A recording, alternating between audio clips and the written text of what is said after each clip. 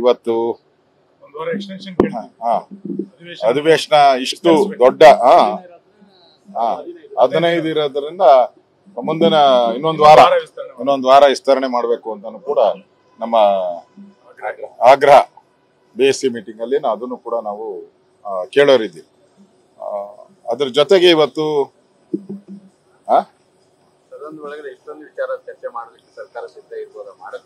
ಮಾಡಬೇಕು, ಮಾಡ್ಲಿಲ್ಲ ಅಂದ್ರೆ ನಾವು ಬಿಡೋ ಪ್ರಶ್ನೆನೇ ಇಲ್ಲ.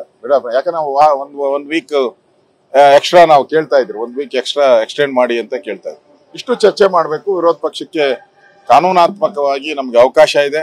ನಾವೇನು ಹೊಗಳಕ್ಕಾಗತ್ತ? ನಾವು ತಿಗಳಕ್ಕೆ ಇರೋದು ಜನರ ಪರವಾಗಿ ಇರೋದು, ಜನರ ಪರವಾಗಿ ಏನೇನು ಸಮಸ್ಯೆಗಳಿದೆ ಅದಕ್ಕೆ ಧ್ವನಿಯನ್ನ ಎತ್ತುತ್ತೀರಿ.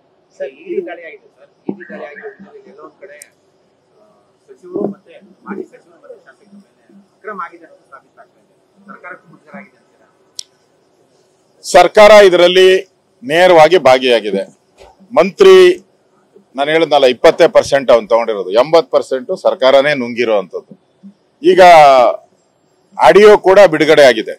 ಆಡಿಯೋ ಕೂಡ ಮಾತಾಡಿರೋದಕ್ಕೆ ಪ್ರೂಫ್ ಆಡಿಯೋನು ಬಿಡುಗಡೆ ಆಗಿರೋದ್ರಿಂದ ಈ ಸರ್ಕಾರಕ್ಕೆ ಈಗ ಮಾನ ಮರ್ಯಾದೆ ಎರಡು ಹೊರಟೋಗ್ಬಿಟ್ಟಿದೆ. ಮಾನ ಮರ್ಯಾದೆ ಏನು ಉಳಿದಿಲ್ಲ. ಇಷ್ಟ ದಿನದಿಂದ ಏನ್ ಹೇಳ್ತಾ ಇದ್ರು, ಯಾರ್ರೀ ಮಂತ್ರಿಗಳು ಒಬ್ರು ಭಾಗಿಯಾಗಿಲ್ಲ, ಒಬ್ಬ MLAನು ಭಾಗಿಯಾಗಿಲ್ಲ.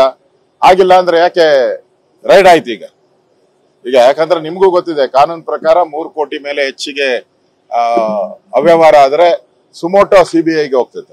ಈ ಸರ್ಕಾರ ಅಷ್ಟು ಗೊತ್ತಿದ್ದು ಕೂಡ SIT ತನಿಖೆ ಯಾಕೆ ಕೊಟ್ರು ಇವರು? SIT ಪ್ಯಾರಲಲ್ ಆಗಿ ಎಲ್ಲಾದ್ರೂ ಇತಿಹಾಸದಲ್ಲಿ ಒಂದೇ ಒಂದು ವಿಚಾರದ ಬಗ್ಗೆ 2 ತನಿಖೆ ಆಗಕ್ಕೆ ಸಾಧ್ಯನಾ?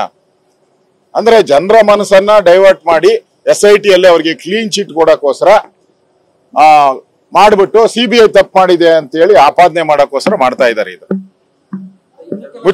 ಮುಚ್ಚಿಡಕ್ಕೆ ಮಾಡ್ತಾ ಇರುವಂತ ಕೆಲಸ. 100% ಇನ್ನೂ 3 ಜನ ಸಚಿವರು, ಒಟ್ಟು 3 ಜನ ಇದ್ರಲ್ಲಿ ಸಚಿವರು ಭಾಗಿಯಾಗಿದ್ದಾರೆ. ಶಾಂಗ್ರಿಲಾ ಅಂತ ಹೇಳಿದಾರಲ್ಲ, ಶಾಂಗ್ರಿಲಾದಲ್ಲಿ ಯಾರ್ಯಾರು ಸೇರ್ತಾರೆ ಸಾಯಂಕಾಲದ ಹೊತ್ತು ನೀವು ಚೆಕ್ ಮಾಡ್ಕೊಳ್ಳಿ. ಅವರೆಲ್ಲರೂ ಕೂಡ ಇದರಲ್ಲಿ ಭಾಗಿಯಾಗಿರ್ತಾರೆ. ಶಾಂಗ್ರಿಲಾ ಹೋಟ್ಲ್ ಹೇಳಿದಾರಲ್ಲ, ಅವನೇ ಯಾರು MDನೇ ಹೇಳಿದಾನಲ್ಲ, MDನೇ ಶಾಂಗ್ರಿಲಾದಲ್ಲಿ ಮಂತ್ರಿಗಳ ಜೊತೆ ಎಲ್ಲ ಮಾತಾಡಿ ಮಂತ್ರಿಗಳು ಒಪ್ಪಿಗೆಯನ್ನ ಕೊಟ್ಟಿದ್ದಾರೆ, ಮುಂದುವರಿಬಹುದು ಅಂತ ಹೇಳಿದ್ದಾರೆ. ಎಲ್ಲ ನೋಡ್ಕಂತಾರೆ ಅವರೇ ಅಂತ ಹೇಳಿದ್ದಾರೆ. ಅಂದ್ರೆ ಶಾಂಗ್ರಿಲಾದಲ್ಲಿ ನೀವು ಸಂಜೆ ಹೋಗ್ಬಿಟ್ಟು ಕ್ಯಾಮ್ರಾ ಹಾಕಿದ್ರೆ ಶಾಂಗ್ರಿಲಾದಲ್ಲಿ ಯಾರ್ಯಾರು ಮಂತ್ರಿಗಳು ಹೋಗ್ತಾರೆ ಅವರೆಲ್ಲರೂ ಕೂಡ ಇದರಲ್ಲಿ ಭಾಗಿಯಾಗಿರ್ತಾರೆ.